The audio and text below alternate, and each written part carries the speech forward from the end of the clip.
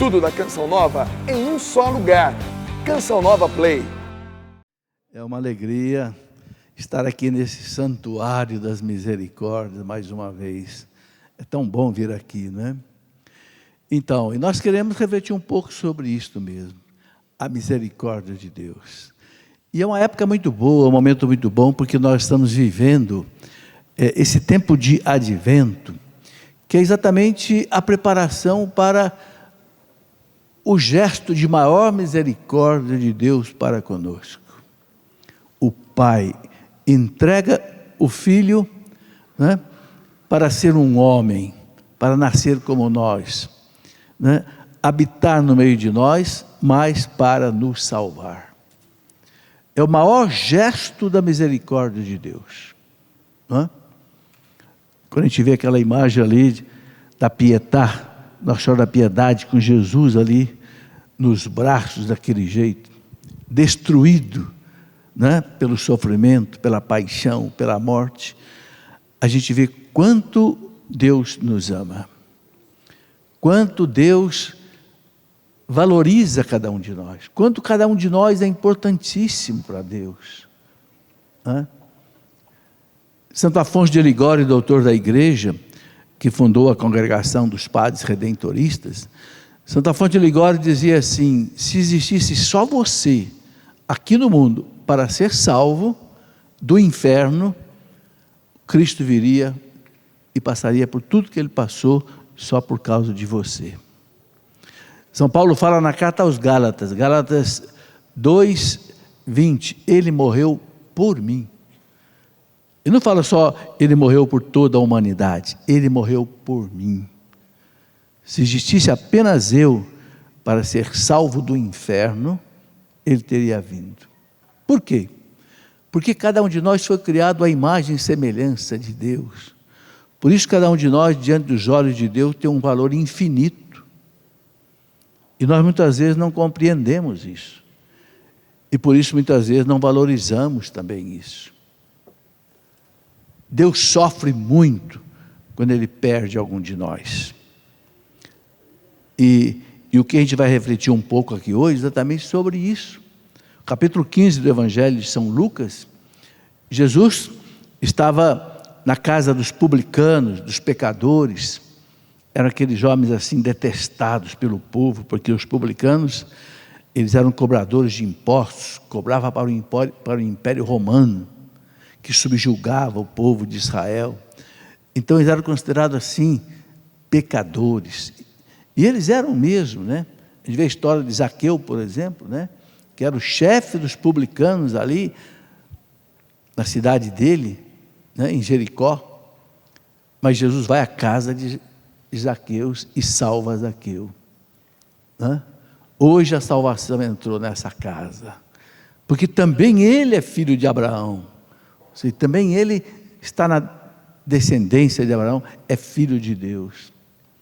Então, Jesus pregando ali para os fariseus, para os publicanos, para os pecadores, e os fariseus e doutores da lei começaram a dizer: nossa, olha aí, ele come com os pecadores.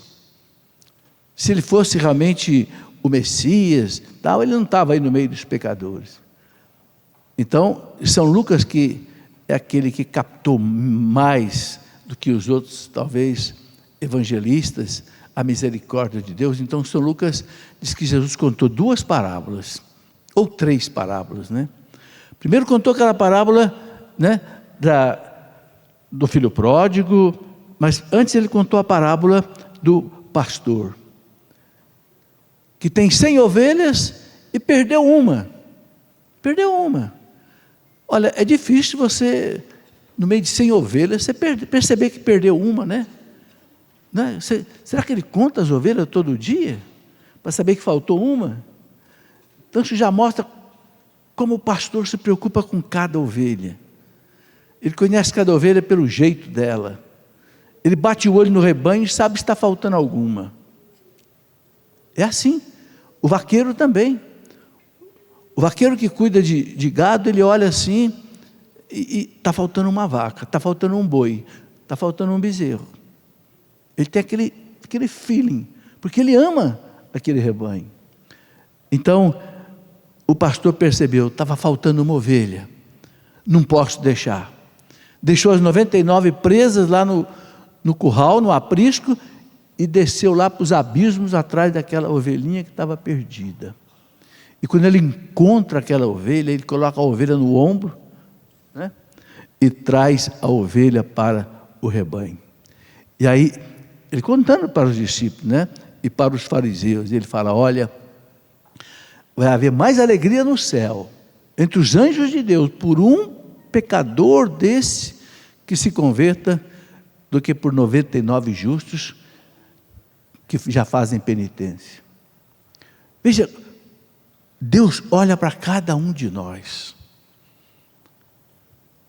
O Salmo 138 diz: Ele nos teceu no seio materno, né? Ele sabe tudo da nossa vida e acompanha com o seu olhar a vida de cada um de nós, e tem um carinho especial, e não quer que nenhum se perca. Depois Jesus contou aquela parábola da mulher que tinha 10 dracmas. A dracma era uma moeda de prata que valia mais ou menos como que um dia de trabalho, aí uns 100 reais mais ou menos hoje. E a mulher tinha 10 dracmas, era tudo que ela tinha, como se fosse aí 1.000 reais, 10 notas de 100, perdeu uma moeda. Então Jesus disse que ela acendeu a luz, varreu toda a casa, até encontrar a moedinha. Quando ela encontrou a moedinha, ela chamou as vizinhas e disse: alegrem-se comigo, porque eu tinha perdido a minha dracma e eu encontrei, graças a Deus. E aí Jesus depois conta, parece que vai num crescendo, né? Para mostrar a misericórdia, vai até o filho pródigo, né? E que coisa bonita, o filho pródigo. Eu quero até ler, porque, sabe, é tanto detalhe interessante nessa parábola, e essa parábola ela tem uma explicação assim infinita. Desde que eu sou criança, eu escuto pregação sobre essa palavra, e sempre ela traz coisas novas, porque a parábola, exatamente é o que o nome dela diz. Quem é matemático sabe, a parábola é uma curva matemática em forma de um V, que ela se abre para o infinito, e não termina nunca, é como os braços abertos. Então Jesus conta a parábola dizendo, né? Um homem tinha 2 filhos. O mais moço disse ao seu pai: dá-me a parte da herança que me toca. Já é uma ofensa ao pai, né? O filho pedia a herança do pai antes do pai morrer. Não deve fazer isso.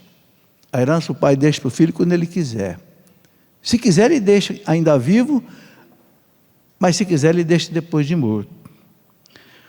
O pai então repartiu entre eles os seus haveres.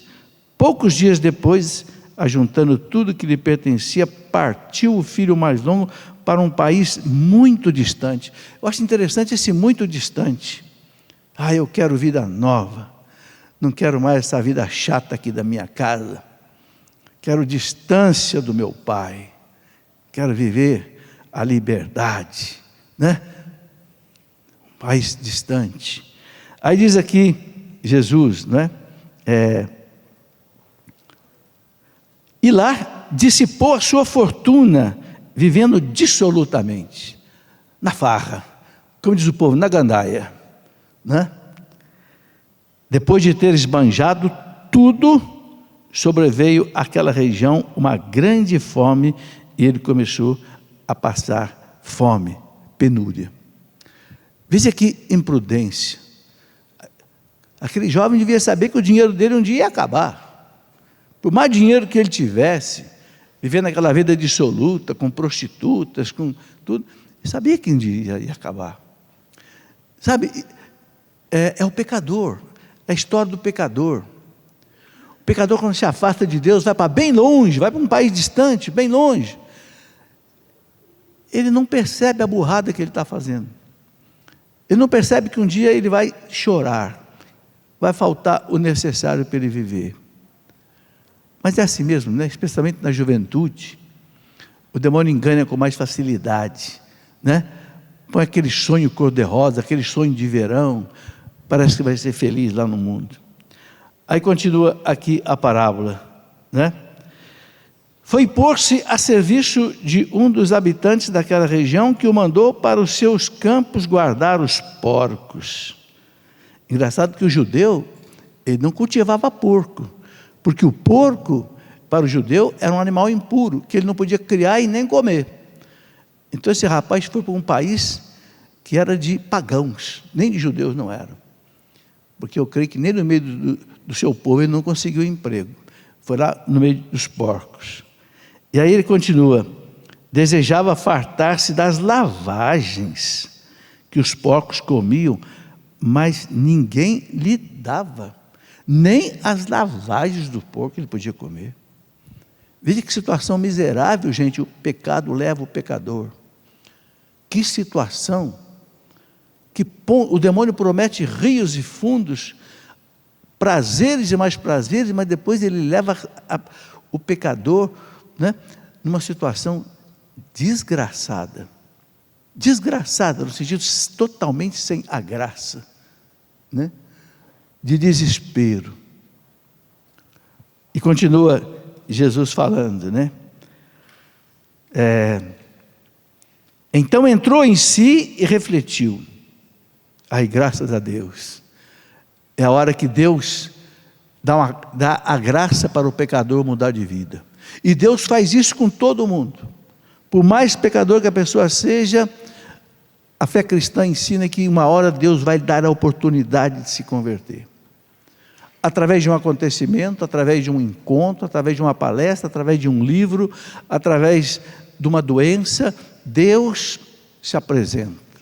E Ele se apresenta dentro de uma situação psicológica, pedagógica, que a pessoa possa mudar. Para esse jovem era aquele desespero da fome. Então, ele entrou em si. E diz aqui o texto, né? Quantos empregados há na casa do meu pai que tem pão em abundância? Não falta pão, aquele pão que eu desprezava, que eu achava que era fácil. E eu aqui estou a morrer de fome. Eu vou me levantar, irei a meu pai. Pronto, graças a Deus. Esse jovem acolheu a graça de Deus. Vou me levantar, eu vou voltar. Essa é a decisão mais importante do pecador. Eu vou voltar, né? Isso acontece na vida de muitas pessoas. Muita gente. Ontem mesmo eu conversava com um amigo, que é médico, anestesista, e ele me dizia que a esposa rezou 28 anos para ele se converter. Aqui, no pátio aqui, no estacionamento, ele me contava isso ontem, né? E ele disse que não podia ver falar de padre, de religião, de nada, que ele, quando ele percebia que a esposa já estava comprando alguma coisa para café, aí vem padre aí. Diz que já juntava as coisas dele, sumia para o clube para jogar tênis e tal, que ele não queria nem ver. Mas esse homem um dia perdeu uma filha de 18 anos, afogada na piscina no dia do Natal, às 6 horas da manhã. Chegou de uma festa, ele a encontrou morta dentro da piscina. Vocês imaginem o choque que não foi na vida desse pai. Aí esse homem acordou. Claro, aquela mulher rezava 28 anos por ele. Estavam aqui ontem, passando aqui. Hoje ele vai de vez em quando à Terra Santa, agradecer a Deus, e mudou de vida. Ele disse: olha, professor, hoje na minha casa eu tenho um quarto para acolher os padres, que precisam de algum lugar para passar a noite ali. Eu odiava padre, hoje tem um quarto ali. Que bonito, gente, é esse poder da graça de Deus. Agora é preciso, isso que o filho disse: vou me levantar. Primeira decisão: vou me levantar, irei a meu pai. Vou olhar para o meu pai. Quando eu entrava aqui agora há pouco no santuário, eu via lá Salete rezando. Vamos ao pai. Vamos ao coração do pai. É isso aí. Não ter medo. Pai é pai, né? E ele diz: e eu aqui estou a morrer de fome. Vou me levantar, irei à casa do meu pai e direi para ele: meu pai, pequei contra o céu e contra ti. Já não sou digno de ser chamado seu filho. A graça faz a gente perceber que o pecado não fere só as pessoas, fere também Deus. Fere o coração de Deus e fere o coração das pessoas. Aquele rapaz percebeu isso, né? Mas é muito bonito o que vem depois, né? Levantou-se, pois, e foi ter com seu pai. Estava ainda longe, olha que interessante. Ele estava ainda longe da casa do pai, quando seu pai o viu, e movido de compaixão, correu-lhe ao encontro, o abraçou e o beijou. É bonito, né? Ele estava longe ainda, mas por que o pai o viu? Porque o pai já o procurava. Certamente aquele pai, todo dia, toda hora, tinha aquela esperança daquele rapaz voltar. Ele vai voltar. Ele vai quebrar a cara no mundo e ele vai voltar. E o pai olhava, e de longe, é bonito o que diz aqui, quando ele ainda estava longe, o pai o viu. Eu não disse a vocês que Deus tem os olhos voltados para nós? Não adianta ir longe de Deus. O Salmo 138 diz: se eu me esconder lá nos altos das montanhas, Ele já está lá. Se eu me esconder no fundo do mar, Ele já está lá. Porque Ele nos ama. Isso é muito bonito, a gente compreender esse sentido profundo da misericórdia de Deus. Ele não quer perder ninguém. Então o pai o viu, correu, não esperou que o filho chegasse a ele, não, ele foi correndo até o filho. Está aqui, ó, o texto dizendo, né? Levantou-se, pois, foi ter com seu pai. Estava ainda longe, quando seu pai o viu, e movido de compaixão, correu-lhe ao encontro, e o abraçou e o beijou, né? O filho lhe disse então: meu pai, pequei contra o céu, contra ti, e já não sou digno de ser chamado teu filho. Mas o pai falou aos servos: trazei depressa a melhor veste, vesti-la, ponde-lhe um anel no dedo, calçado nos pés. Gente, que coisa impressionante, né? Aquele pai não fez uma repreensão para aquele menino.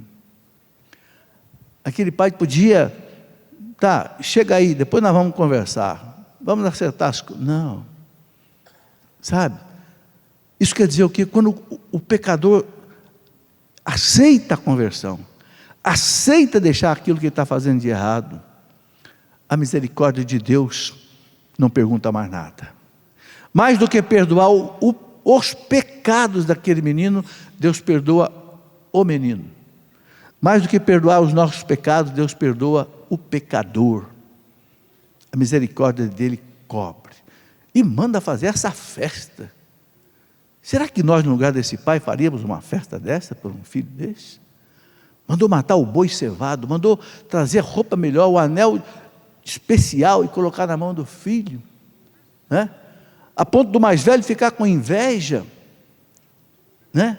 E não querer nem entrar na casa. Quando escutou lá a música, tocando música e tal, perguntou lá para um dos empregados: o que está acontecendo aí? Ah, é seu irmão mais novo que voltou, e seu pai mandou matar o boi cevado, né? E o menino não queria entrar. É a atitude daquele que é egoísta, né? Ah, se alguém está se perdendo, que se dane. Eu não estou nem aí. Eu quero salvar a minha vida e acabou. Não. Nós somos todos irmãos. Nós somos todos filhos do mesmo pai. O cristão é aquele que chora a dor de todos que se perdem. A conversão dos pecadores, rezar pela conversão dos pecadores, é uma tônica na vida da igreja. Rezar pela conversão, porque nós somos todos irmãos, filhos do mesmo pai. A atitude desse jovem mais velho é a atitude daquele jovem egoísta, né? Eu estou aqui trabalhando com o senhor o tempo todo, e o senhor nunca me deu um cabrito para eu matar com os meus amigos, e agora vem esse aí, teu filho, nem disse meu irmão, teu filho, que esbanjou toda a sua riqueza com prostitutas, não, e o senhor agora faz essa festa toda aí.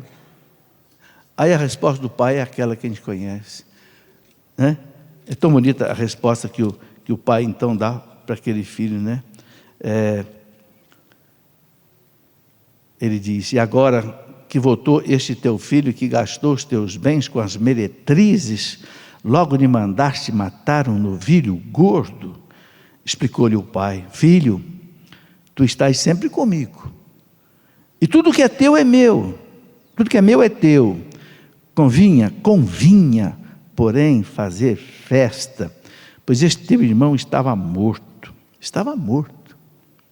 e reviveu, tinha se perdido e foi achado. Está aí, essa alegria de Deus, quando alguém se converte. Por isso, gente, que essa deve ser para nós a maior motivação da gente trabalhar na evangelização, na pregação, na catequese. Quantas crianças aí sem saber fazer um sinal da cruz, sem saber rezar o credo. Quantos jovens que não sabem quais são os 10 mandamentos da lei de Deus. Quantos jovens que não sabem quais são os 7 sacramentos. Não sabem nem o que é uma missa, não sabem o sentido da missa. Quanta gente se perdendo.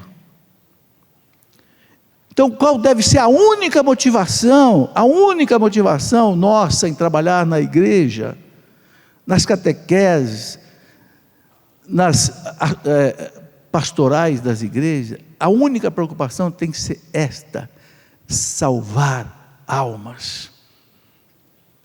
É a grande preocupação do Padre Jonas. Eu conheci esse homem quando eu tinha 20 anos de idade. Ele era um simples padre salesiano, lá no Colégio São Joaquim de Lorena. Não existia Canção Nova, não existia Renovação Carismática, não existia nada, mas esse homem já fazia. Por isso que eu o conheci com 20 anos de idade. Ele já fazia encontros de jovens em Campo de Jordão, porque ele ficou tuberculoso e ele foi se tratar em Campo de Jordão, e lá, melhorando um pouco, ele já começou a reunir jovens das várias dioceses aqui do Vale do Paraíba, e a gente passava lá sexta, sábado e domingo, encontro de jovens. E nunca deixou de trabalhar para salvar almas. E hoje você vê essa Canção Nova, um projeto. Qual é a base do projeto de toda a Canção Nova? Salvar almas. Projeto Dai-me Almas. Ele aprendeu com Dom Bosco, né? O seu superior salesiano, né? Fundador do salesiano, que disse para Deus: dai-me almas para serem salvos, e fique com o resto. Não quero recompensa nenhuma, quero trabalhar para salvar as almas. Então, gente, cada um de nós tem que assumir esta missão diante de Deus, de salvar almas. Cada um tem que perguntar para si: o que eu posso fazer para salvar almas? Porque Jesus diz que um pecador que se converta, haverá festa no céu. Todo mundo gosta de festa, né? Deus também gosta de festa. O céu também gosta de festa. Mas a festa do céu é diferente. A festa do céu é para aqueles que voltam para Deus. Não sei, talvez você consiga converter uma pessoa, talvez o seu marido, talvez um filho como Santa Mônica, que gastou a sua vida até a morte para converter o seu Agostinho. Já tinha convertido o seu esposo, Patrício, que era um homem rebelde, mas que morreu cristão batizado. Depois converteu Agostinho. Que coisa linda a história de Santa Mônica, né? 3 vezes por dia ela ia diante do sacrário, lá na cidadezinha dela de Hipona, e 3 vezes por dia ela pedia a Jesus em lágrimas: Senhor, que o meu filho seja um bom cristão. Ela não pedia mais nada.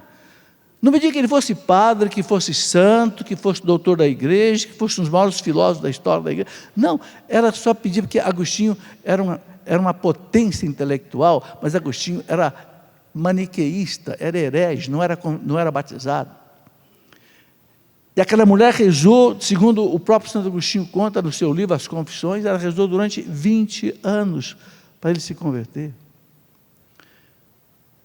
Veja, mas essa mulher converteu talvez só Agostinho e mais alguém, a gente não tem mais notícia de outras pessoas, mas ela converteu um homem que se transformou no maior gigante da história da igreja, um homem que derrubou pelo menos 4 heresias, o pelagianismo, que negava o pecado original, derrubou o maniqueísmo, que ele era maniqueu, derrubou depois o arianismo, derrubou o novacionismo, sabe, heresias terríveis do seu tempo.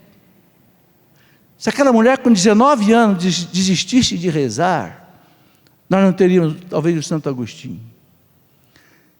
Se ela tivesse cansado de rezar, Deus não converte meu filho mesmo, vou parar de rezar. Não, aquela mulher ia até a morte, se fosse preciso, rezando por Santo Agostinho. Então a gente pode fazer 3 coisas para ajudar a salvar almas. Quais são as 3 coisas? Eu vou contar uma história para vocês, que eu gosto muito, até de repente, talvez vocês até tenham visto eu contar essa história. Vocês sabem que, quando o comunismo entrou na Rússia, em 1917, o comunismo é extremamente inimigo da igreja, porque ele é materialista, ele é ateu, prendeu todos os bispos e todos os cardeais nos países onde a Rússia dominou, a Tchecoslováquia, Polônia, Bulgária, Romênia, Alemanha Oriental. E na Tchecoslováquia antiga, que hoje já não chama mais de Tchecoslováquia, chama-se Sérvia, Herzegovina e outra coisa, um cardeal foi preso nos cárceres comunistas. O nome dele era František Tomášek.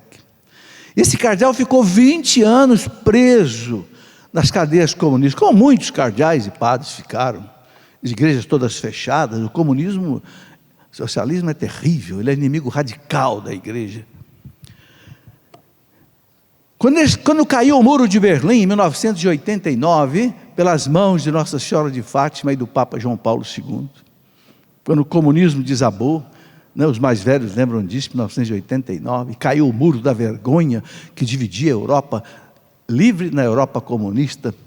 Quando o muro de Berlim caiu, esse cardeal foi solto. E aí um repórter perguntou para ele: cardeal, o senhor não se sentiu derrotado?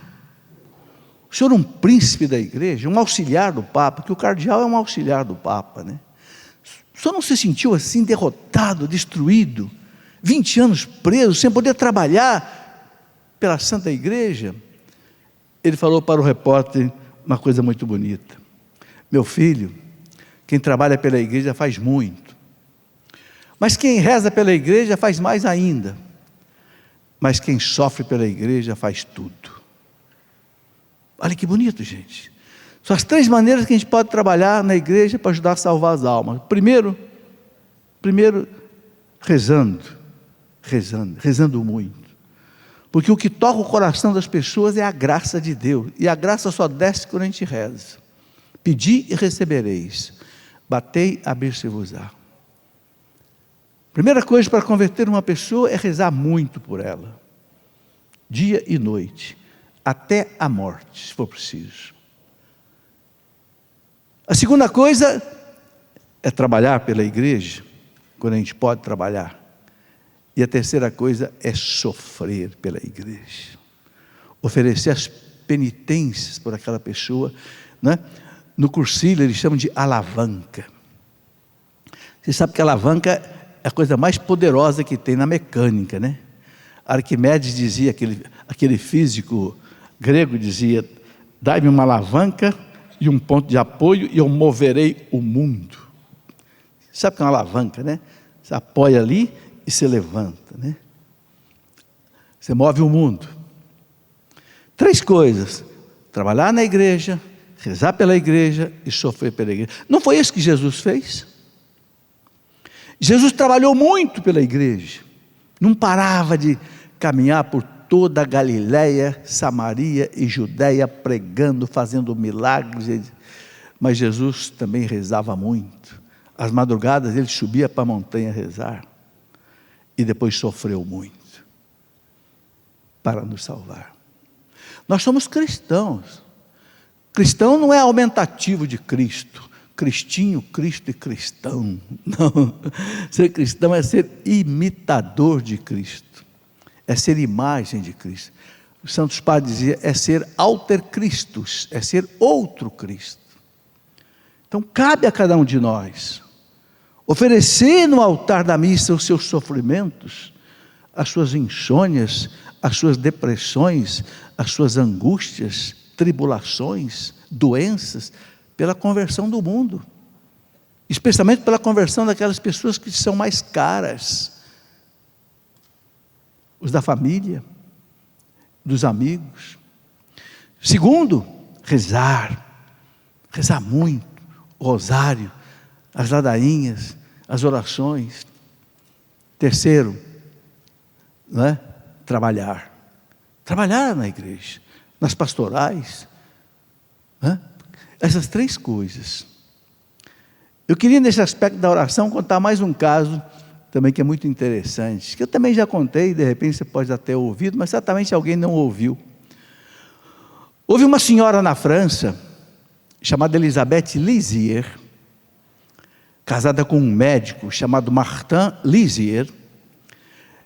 Esse homem era da alta sociedade francesa, médico, era também jornalista também, mas era pagão, era ateu. E a mulher era católica, fervorosa, profunda, tanto que hoje ela está em processo de beatificação, não sei até se já foi beatificada, Elisabeth Lizier. E ela rezou a vida inteira para o seu marido se converter, e ele não se converteu. Ela morreu e não viu ele convertido. Alguém poderia pensar, o que adiantou rezar tanto tempo assim?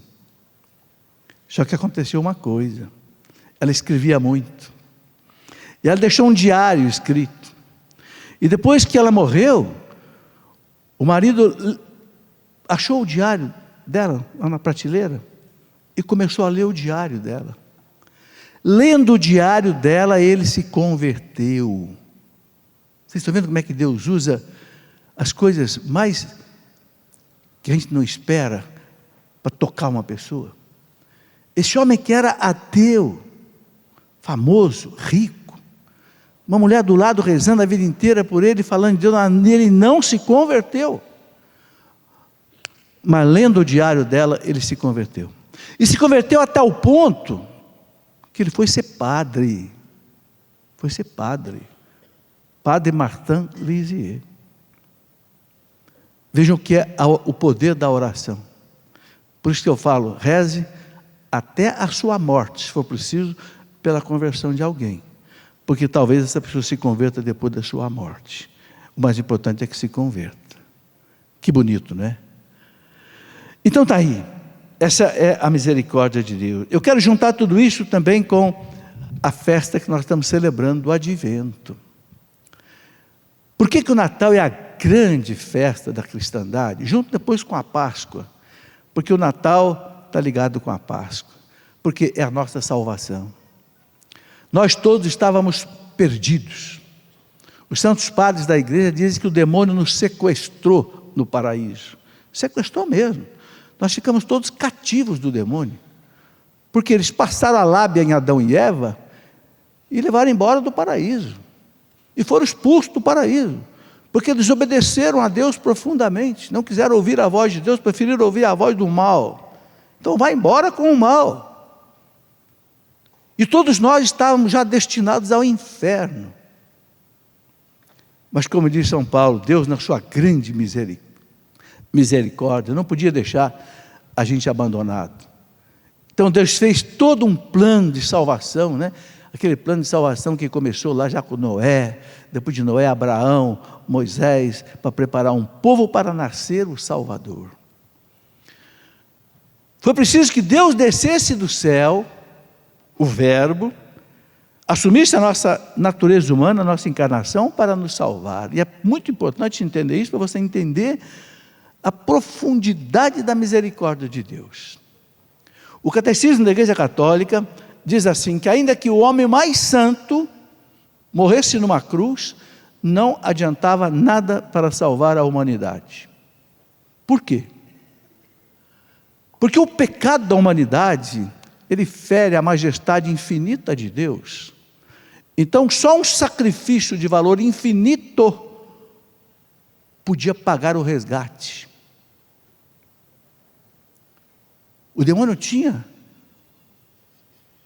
uma escritura da humanidade na mão dele. É isso que acontecia mesmo, no fundo. Era como alguém que sequestrou alguém, e o sequestrador diz assim: eu quero $2.000 ou $2 milhões para soltar essa pessoa, e a família não tem. Então o que o sequestrador vai fazer? Vai matar o sequestrado. Nós todos estávamos sequestrados na mão do demônio, definitivamente.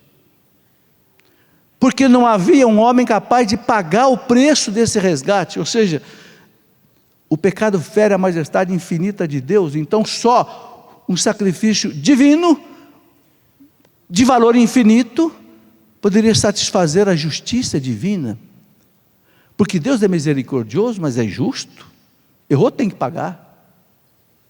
E o demônio cobrava de Deus: eu só solto a humanidade se eu receber um resgate de valor infinito. Então São Paulo fala na carta aos Colossenses, na segunda carta aos Colossenses, capítulo 14, São Paulo fala: Jesus pregou na cruz o documento de dívida que existia contra nós.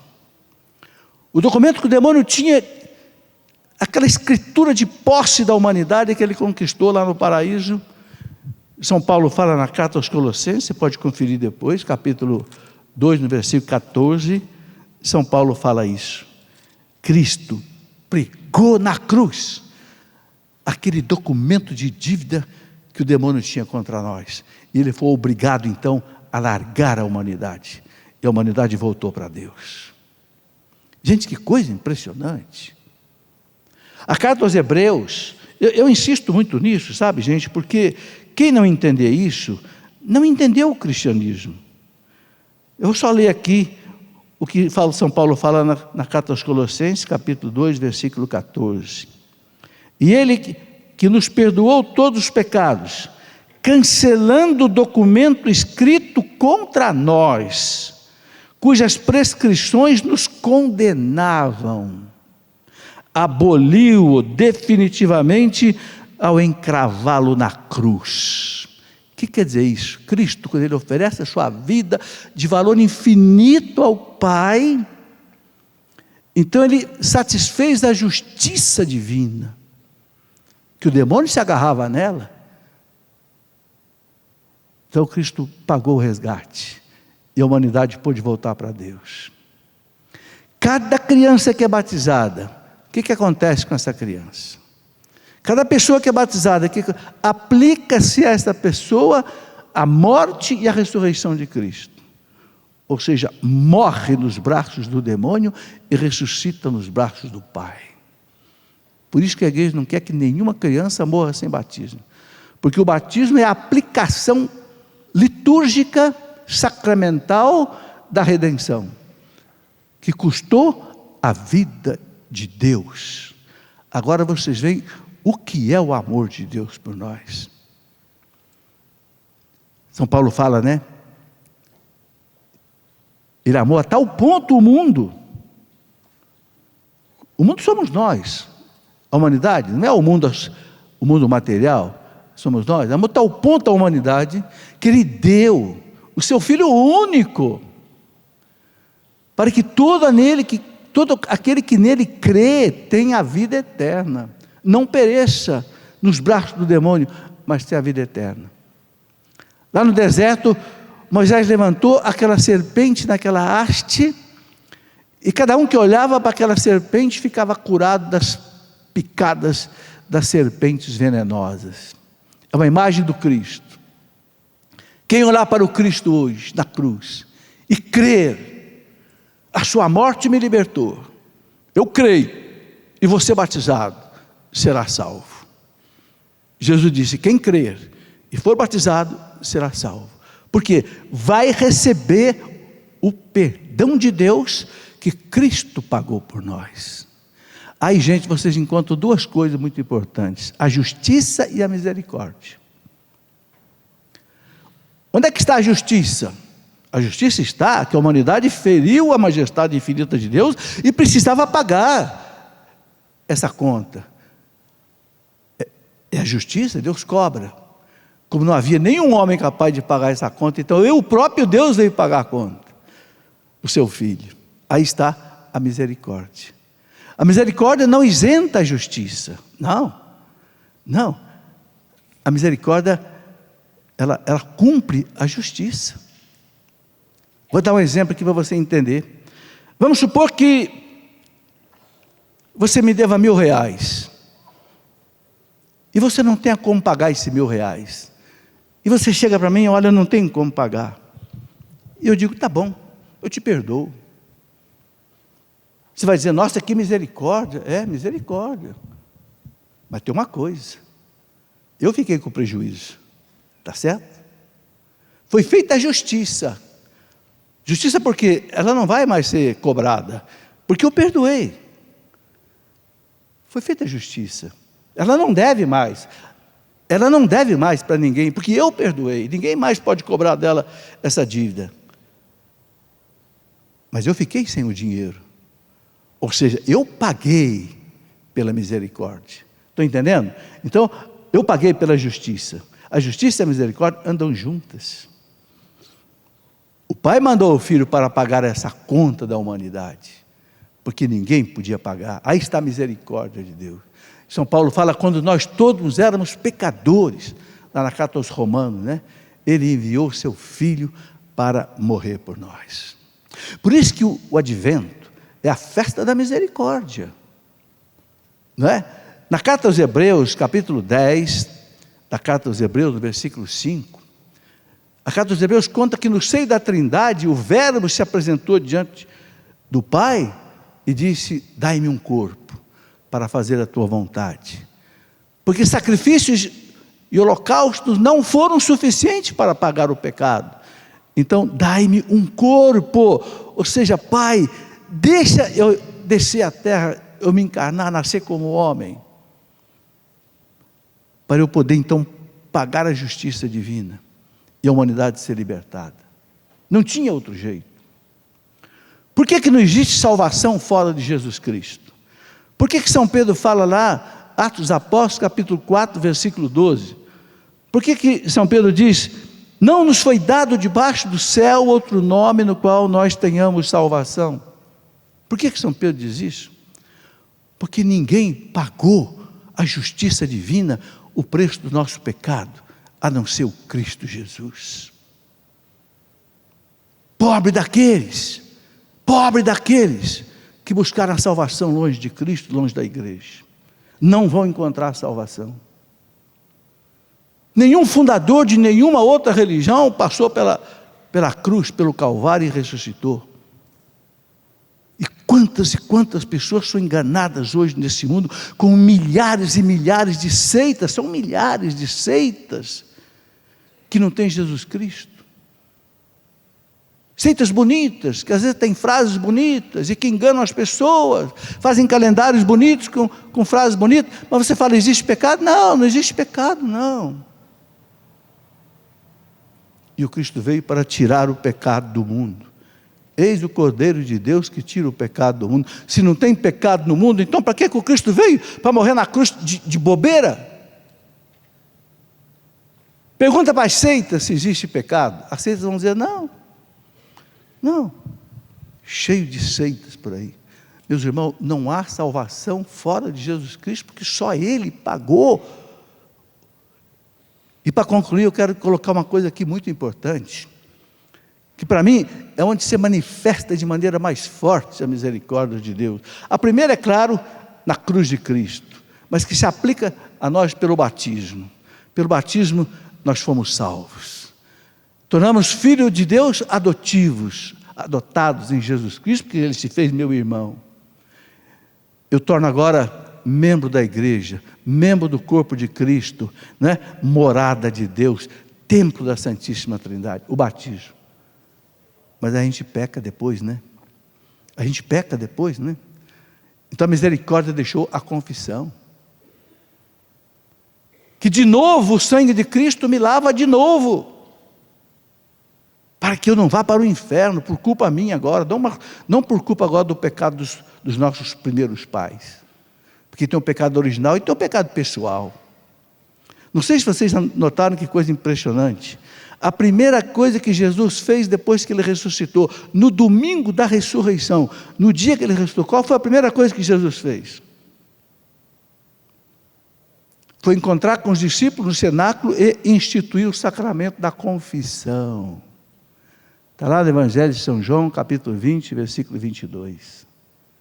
Reuniu, apareceu no meio dos apóstolos, que estavam trancados no cenáculo por medo dos judeus, achando que eles iam morrer também. E Jesus fala: a paz esteja convosco. A paz convosco. Aí depois diz o evangelista São João, que ele soprou o Espírito Santo sobre eles. Recebam o Espírito Santo. Ele fez como que um Pentecostes adiantado para os apóstolos. Por quê? Porque ele instituiu o sacramento da confissão. E todo sacramento é ministrado no poder do Espírito Santo. É o Espírito Santo que transforma o pão e o vinho no corpo e sangue de Cristo. Então, ele diz para os apóstolos: assim como o Pai me enviou, eu vos envio a vós. A quem vocês perdoarem os pecados estarão perdoados. Por que Jesus faz isso, meus irmãos, no dia da ressurreição? Porque com a morte e com a ressurreição, ele conquistou diante da justiça divina o direito de nós sermos perdoados. Vocês estão entendendo? Então Jesus estava ansioso por esta hora.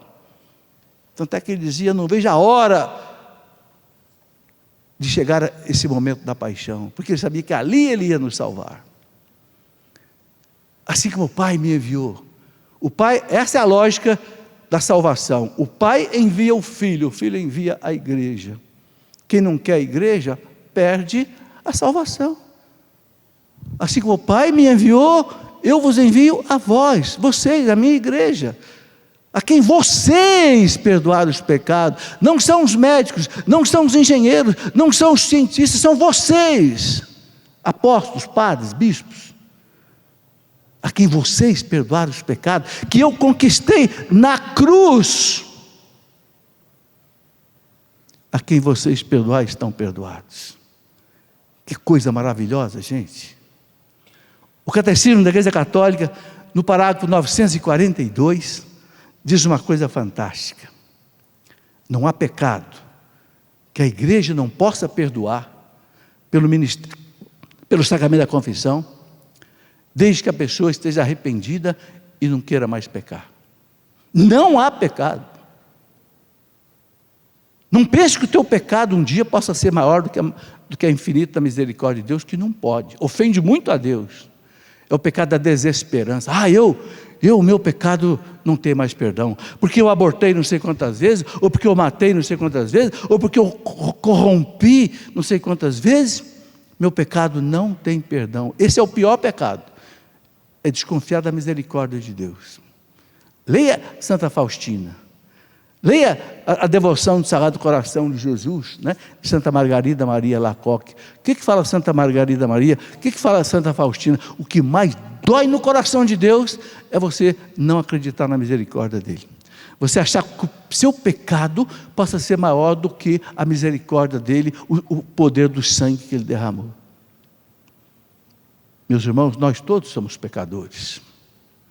São João diz: aquele que disser que não tem pecado é mentiroso. Mas graças a Deus, ele deixou na igreja o sacramento da confissão, para que o sangue de Cristo me lave, da cabeça aos pés, e arranque de mim todo o pecado. Quanta misericórdia, meus irmãos, Deus deixa para nós. Fique de pé um instantinho, eu quero rezar com vocês uma Ave Maria, e depois o pessoal continua a oração com vocês. Mas eu quero pedir a Deus, né, essa graça, para todos nós nesta hora, né, que a gente encarne em nós profundamente o sentido da profunda misericórdia de Deus, no Cristo que nasce na manjedoura, o Cristo que morre na cruz para a nossa salvação, o Cristo que é descido nos braços da Virgem Maria, destruído, flagelado, coroado de espinhos, arrebentado da cabeça aos pés, por amor a cada um de nós, pela nossa salvação. Ave Maria, cheia de graça, o Senhor é convosco. Bendita sois vós entre as mulheres, e bendito é o fruto do vosso ventre, Jesus. Santa Maria, Mãe de Deus, rogai por nós, pecadores, agora e na hora de nossa morte. Amém. Tudo da Canção Nova em um só lugar. Canção Nova Play.